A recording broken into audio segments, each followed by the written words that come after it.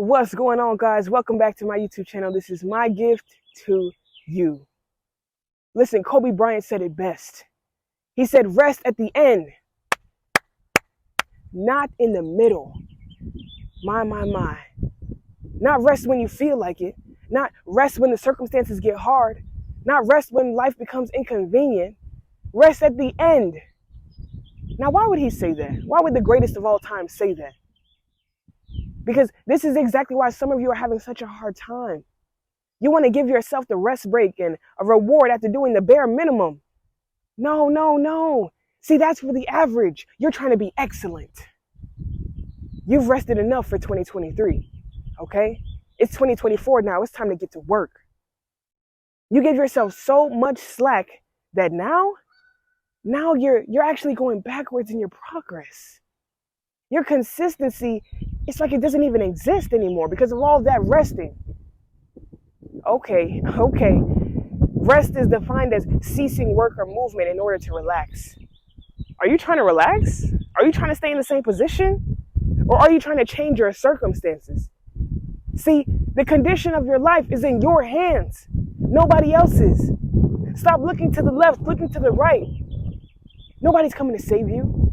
And I'm guilty of this exact same thing. See, I was resting so much, I was oversleeping, overweight, low ambition, low energy, playing the game, watching TV. I just had no sense of productivity. And I'm an emotional creature. So I would allow my feelings to dictate the work that I need to get done. If I felt like, I had a long day and I'm a little hungry and my feet hurts a little bit from work, then boom, I was pushing it all back for tomorrow. I'll do it next week. I'm not in the mood. That was my way of collecting excuses to give myself that unnecessary rest. Do you know how dangerous that is? Because first of all, our emotions are constantly changing. So was that helping me or was that hurting me? And it wasn't until I realized that, man, I'm starting to block my own blessings. Ooh, I don't think y'all are hearing me. I was standing in my own way with that foolish mindset, wondering, why am I not seeing any results, right?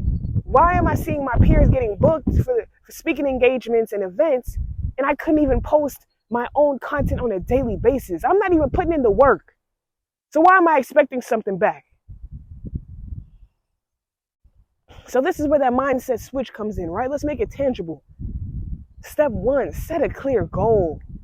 Do you know what you want? Right? What are you working towards? Is it just a hopeful wish or are you going to make it real?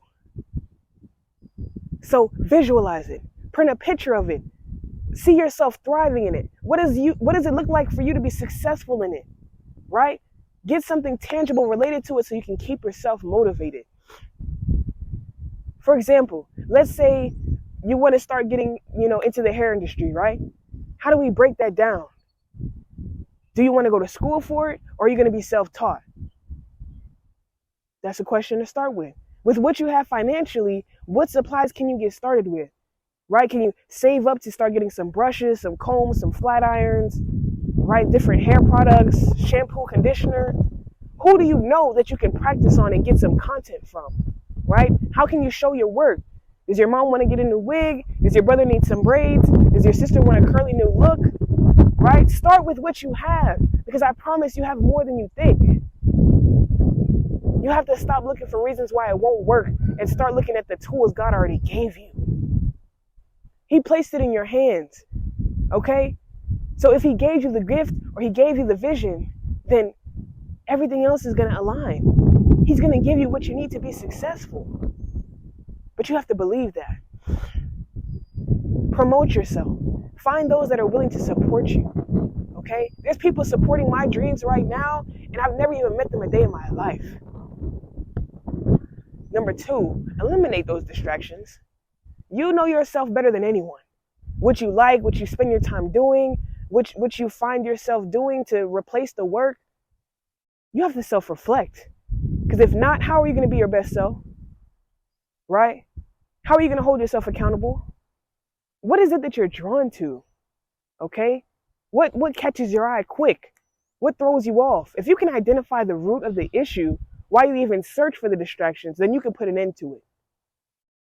See, once you understand this, then you can discern which activities are worth focusing on and which distractions need to be eliminated or minimized, right? There will always be something you can use to procrastinate with. And the devil knows that. He's been studying you. Yeah, watching what you like. He sees that you like to scroll endlessly on TikTok. You get lost in watching the sports game for 2 hours. He knows. He knows that you haven't folded that laundry or you haven't cleaned those dishes. So maybe you should stop the work and go do that instead. Anything to keep you away from God's plan, right? He knows. He knows God has a mission and a purpose for you in this world. But you will not fall for his temptations anymore. Get some boundaries with yourself. Get control over how you use your 24 hours and stop just letting life go by. You have to identify what these distractions are and then silence them. See, this is that self-reflection. It's essential for fostering productivity, right? For increasing self-awareness, to evaluate those priorities, identifying those patterns, and promoting a new growth mindset. How else do you expect to cultivate the new habits, right? This is how you're going to thrive in your professional, your pursuits. Be intentional in all that you do. And number 3, change that environment. What environment are you in, right? How do you expect to elevate? You're hanging around non-ambitious people. I know you've probably heard this before, but 9 times out of 10, whoever you hang around is who you'll become. But let's not limit it, okay? Because we have different types of environments. You have your social, your professional, and your psychological. How you navigate all 3 will determine your progress in life. What are you dealing with, right? Is it currently clutter or cleanliness? That's your environment. Your positive workforce or toxic work environment. You have supportive friends around you or you have doubtful family. Does your environment fuel your drive for success or does it drain it? You need to start putting yourself around those that's going to challenge you and expose you. New opportunities, right? New everything, not keep you comfortable. Understand that support from real friends costs nothing. All they have to do is encourage you, post your business, recommend you, speak highly on your name when you're not even in the room. That's who deserves to be in your circle. People who want the best for you. See, I've encountered people who like to tell me about how their cousin, sister, auntie failed at my dream, so I should move with caution. Who's in your ear? Them or God? Who put the desire in my heart? Them or God? Who's going to elevate me and take me to the next level? Them or God? Come on now. And then what are you feeding yourself with? Your brain. Is it social media and celebrities and, all types of drama? Or is it podcasts about self-development and positive decision making? And number 4, listen, get an accountability partner. Okay?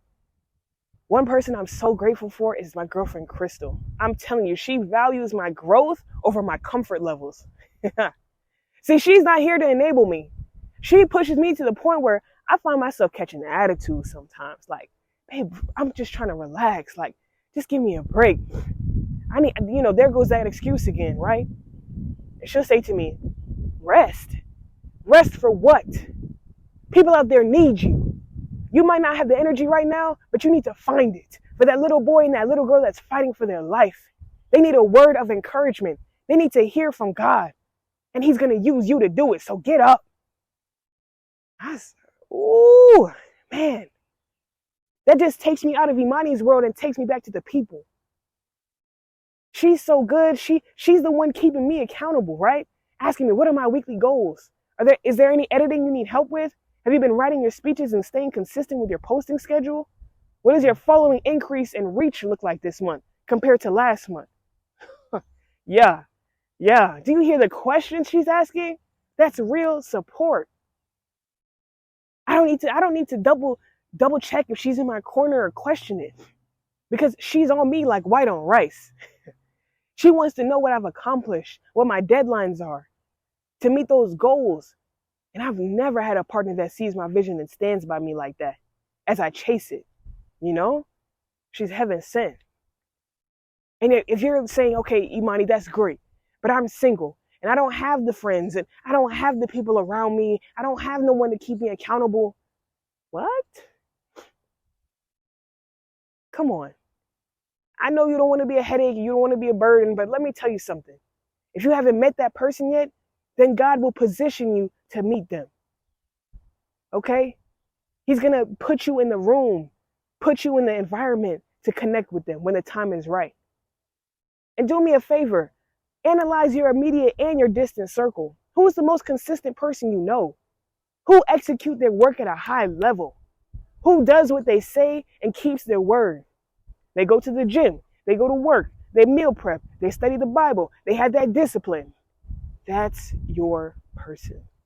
Don't overcomplicate it. Number 5, you got to find that balance. That balance. See, listen, as much as I'm encouraging you to be productive, I don't want you to burn out. To burn out means you've overworked yourself to the point of depletion and exhaustion. I don't care how productive you can get. Your mental health is what's most important. The priority to be able to, it should be to find a work-life balance. Even if the progress is strong and the money is great, what good is it if you're left with an empty cup? You can't pour from that. Okay?